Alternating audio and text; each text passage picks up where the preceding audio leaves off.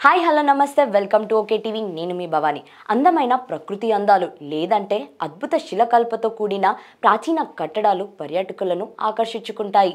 ఆహ్లాదాన్ని విజ్ఞానాన్ని అందించే వాటిని ప్రభుత్వాలు పర్యాటక ప్రాంతాలుగా తీర్చిదిద్దుకుంటున్నాయి. ఇలా పచ్చటి అడవులు, జాలువారే జలపాతాలు, జలాశయాలు, సరస్సులు, నదులు, హిల్ స్టేషన్స్, రాజభవనాలు, ప్రాచీన ప్రార్థన స్థలాలు వంటివి పర్యాటక ప్రాంతాలుగా మారాయి.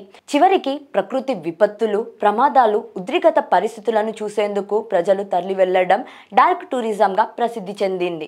అలాంటిది సమాధుల సందర్శనాలు కూడా టూరిజంలో భాగమయ్యింది. తెలంగాణ రాజధాని హైదరాబాద్లో కూడా పలు ప్రాచీన సమాధులు టూరిజం స్పాట్గా మారాయి. అవి మామూలు సమాధులు కావు, అద్భుత శిల్పకళతో నగర చారిత్రక సాక్షులుగా నిలిచేవి. అంతేకాదు హైటెక్ నగర అందాలను మరింత పెంచేలా ఈ సమాధులు ఉన్నాయి. ఇలా పర్యాటకులను ఆకర్షిస్తున్న హైదరాబాద్ సమాధులేంటో ఇప్పుడు చూద్దాం.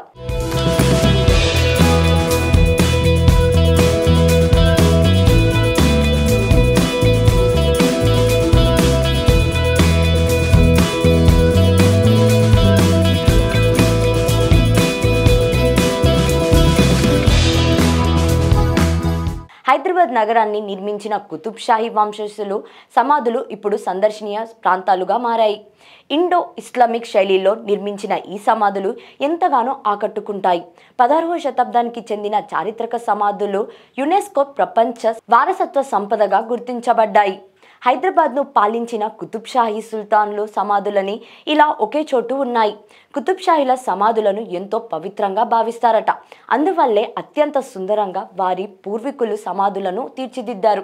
ఇలా ప్రతి ఒక్కరూ తమ కంటే ముందు పాలించిన సుల్తాన్ల సమాధులను నిర్మించి పరిరక్షించారు.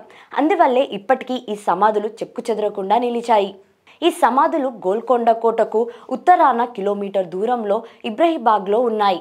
ఒకప్పుడు ఈ సమాధులపై ఖరీదైన కార్పొరేట్ వెలివెట్ తెరలు, వెండి అలంకరణ సామాగ్రి ఉండేవి. అలాగే అందమైన పూతోటలు ఉండేవి. కాలం మారే కొద్దీ ఇవన్నీ కనుమరుగయ్యాయి. కానీ చరిత్రక నేపథ్యం కలిగిన ఈ సమాధులను హైదరాబాదులు తెలుగు ప్రజలే కాదు, దేశ విదేశాలకు చెందిన పర్యటనలు కూడా సందర్శిస్తున్నారు.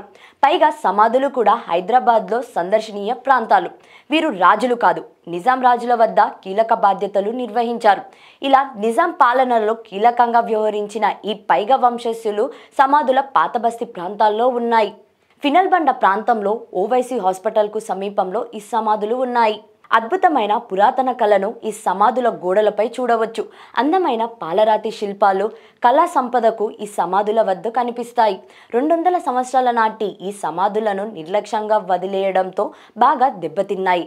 అయినప్పటికీ ఇప్పటికీ ఆ చెదరని సమాధుల అందాలే పర్యాటకులకు ఆకట్టుకుంటున్నాయి.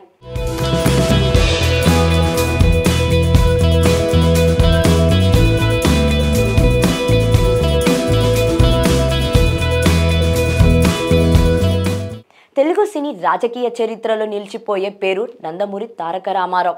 సినీ నటుడుగా తెలుగు ప్రేక్షకులను ఎంతగానో అలరించారో, ఉమ్మడి ఆంధ్రప్రదేశ్ ముఖ్యమంత్రిగా అంతకంటే చక్కటి పాలన అందించారు ఎన్టీఆర్. ఇలా తెలుగు ప్రజల గుండెల్లో చిరకాలం నిలిచిపోయే ఆయన సమాధి హుస్సేన్ సాగర్ తీరంలో ఉంది. ఎన్టీఆర్ సమాధి ఇప్పుడు హైదరాబాద్లోని సందర్శనీయ ప్రాంతాలలో ఒకటి. ఎన్టీఆర్ ఘాట్గా పిలువబడే ఈ సమాధి నిర్మాణం చుట్టూ అలంకరించిన తీరు ఆకట్టుకుంటుంది. ఎన్టీఆర్ జయంతి వర్ధంతి సమయంలో నందమూరి కుటుంబ సభ్యులు, టీడీపీ నాయకులు, పర్యాటకులతో ఈ ఘాట్ సందడిగా ఉంటుంది.